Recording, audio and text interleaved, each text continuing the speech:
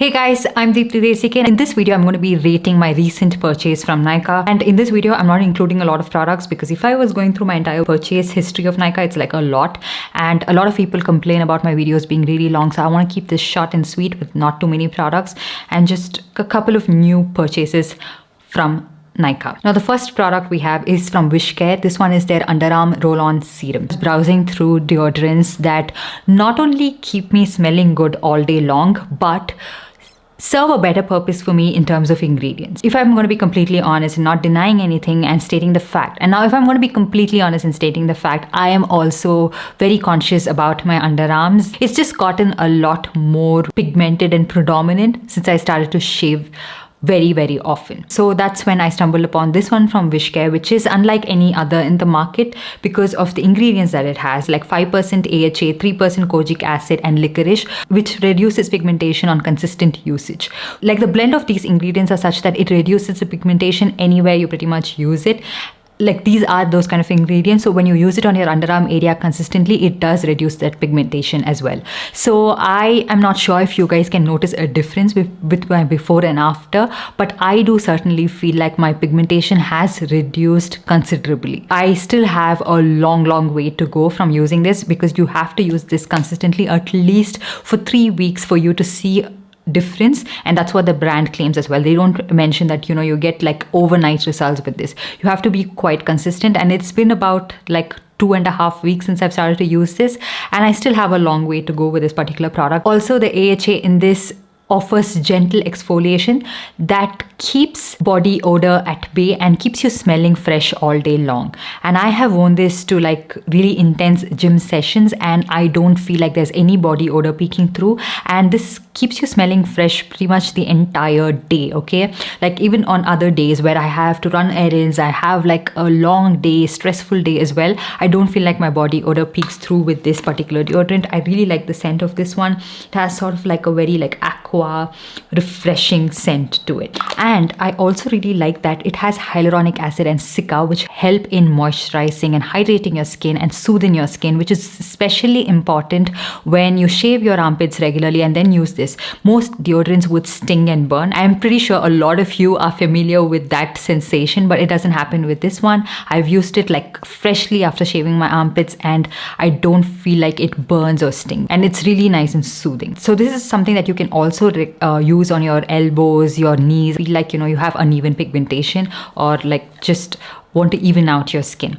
So I highly recommend you guys try this product out. I rate this a 5 out of 5. It's such a good product, and definitely you would see results with this with consistent usage. I will make sure to link this in the description box below for you to check it out. So yeah, really good product. You can always trust WishCare to come up with really nice and effective products. I've tried out their hair growth serum, their sunscreen, all of it which is so effective, and also the roll-on serum is just as good as all of those products. Next up, I have a very expensive product, which is this Guerlain Terracotta Tint foundation.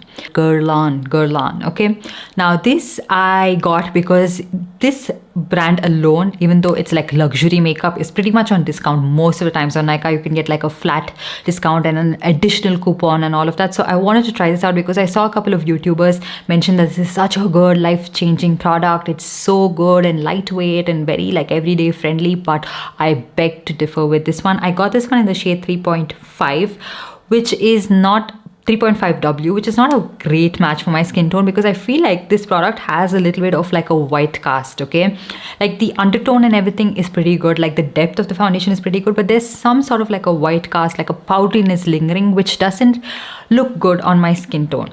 And apart from that, I feel like it's a little powdery looking. It's not something that is very natural looking on my skin, and I can find this like for the fraction of the cost in most affordable brands, and I have so many affordable brands that are so much better than this one. And I'm not sure why a lot of luxury makeup products are just so highly fragranced. Okay, this one is like heavily floral scent that it lingers for quite some time, and I'm not the biggest fan of the finish. The coverage is okay, like light medium coverage. I'm just not very happy with the finish of it. The way it lasts on my skin, it gets a little bit powdery, dry looking, and it's not that most seamless looking product. And for the price, I would expect a lot better from a product like this one. This one I would rate it like a 1 out of 5 because of the price tag, the way it looks on my skin. I'm not the biggest fan of it. And then another product that I recently got is also really expensive, and it was a pretty recent launch on Nykaa. This one is the YSL All Hours Precise Angle Concealer. Now, I got this one in the shade MN7 because I saw another YouTuber of pretty similar skin tone use this, and I was so bummed because this turns out to be a little bit pink. Now, a lot of brands do this where they have neutral undertones that lean towards pink. I'm not sure why. There are some brands that just nail it, like Rare Beauty. The neutral undertones are pretty good. Even like Fenty and all of that, they get that neutral right. But these brands are just leaning so much more towards a pink tone that I wish I maybe got a warmer shade.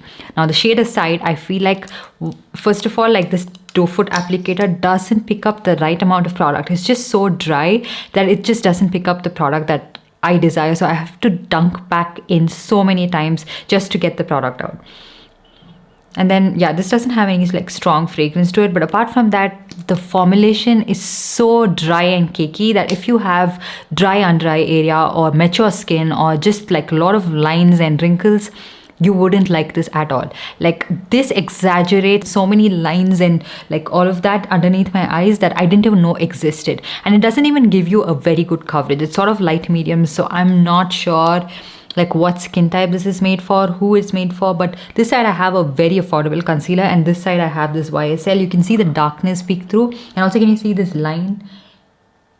Like, for this price, I just expect a better performance. There are so many concealers like the Lancome one, the NARS Radiant Creamy Concealer, so much more better. Too Faced Born This Way, really good like concealer that you can get on a much better discount than this one. This concealer, on the other hand, I would give it like a 0 out of 5 if I could, but because I have to rate something, a 1 out of 5 for sure. And then I have these from Nudestix, which are also pretty recent launches. So these are the Nudestix Nudies Matte Plus Glow Core All Over Face Blush and Bronzer.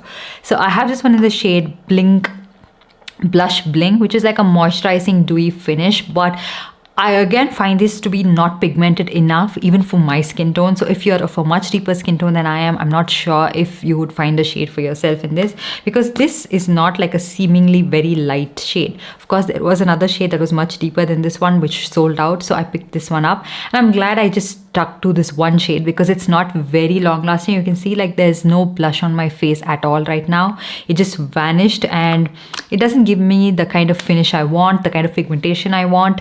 And also the lasting power of Nudestix blushes are pretty much like abysmal. Okay, you get 6 grams of product for 1,700-ish rupees, and instead you can just get the DM Beauty blushes that also has 7 grams of product, but such an affordable price tag. And also the lasting power, the color selection, everything is on point with this. Also, it has that same kind of like moisturizing formulation just like this one does. So it's not something that looks shimmery on my face as such, but not the best. Okay, but the bronzer, I got this one in the shade Tan Glow, which is very, very subtle for my skin tone. So if you are any deeper than my skin tone, it wouldn't show up on you. But I like the bronzer, like I like this shade, you know, Tan Glow, which adds a subtle amount of warmth to my skin, a little bit of shadow, and also it works out pretty much for people like me who don't really want to chisel out their cheekbones very intensely, not add too much of warmth or anything. Something a little bit subtle. I like it. Like the undertone of this one is pretty good. It's not too warm, but not too cool either. I can't barely see it. So yeah, on my face it does work out pretty well. It's not too matte, not too dewy, so I like it. It's blendable, it's nice. If in case you want to pick it up, you can. Okay, but don't expect too much. I want Indian brands like DM Beauty to launch bronzer stick, and I'm sure they will nail it with it. But this one, okay, it's a good product. So the blush, I would probably give it like a 2 out of 5 because of the lasting power, the finish and everything, and also how the pigmentation doesn't really show up, and it's not very like brown skin or deeper skin tone friendly. But the bronzer, on the other hand, I would give it like a 3.5 out of 5 because it's a pretty good product and I really like it, and I can see myself reaching for this so much more than the blush. And then another product that I picked up and I was like, what is this? Is this one. This is the Pack 259 concealer brush, and I saw so many good reviews about this. I got it. First of all, outer packaging that it came in was so dirty. I'm not sure how old this stock is. And you want to see something else? Yeah, it's broken, you guys. It's like, I'm going to get a replacement for this one because I'm going to send it back. It's my hard-earned money. I want my money back because this is broken. I haven't used it, but yeah, pretty bad condition. And actually, like the way this brush is packed, I'm not sure I would use this for concealer. Maybe for like cream contour or like something like that, it would work out pretty well. It's like a buffing brush, like a flat top buffing brush, almost like a stippling brush. It would work to stipple in the contour and all of that. So yeah, I'm going to return this back. Such bad condition. And then a lip product that I am super impressed with, and I really like this one is the Rom&nd Zero Velvet Tint. And I got this one in the shade Vintage Taupe, which is such a beautiful nude shade for my skin tone. I love the formulation, the pigmentation of this one. Some of the shades in this Rom&nd lip tint were not my favorite, but the shade Deep Soul and this Vintage Taupe is so good. This would work out for people of much deeper skin tones, and I am with more pigmented lips as well. So if you wanted one shade to try out that is a little bit on leaning towards the nude side, you could try this. If you wanted like a deeper, warmer terracotta shade, try Deep Soul. You wouldn't be disappointed in it at all. This one, I would give it a 5 out of 5. I love the shade. I love how it looks and everything, the pigmentation, the lasting power, the comfort, everything. This would get a 5 out of 5 from me.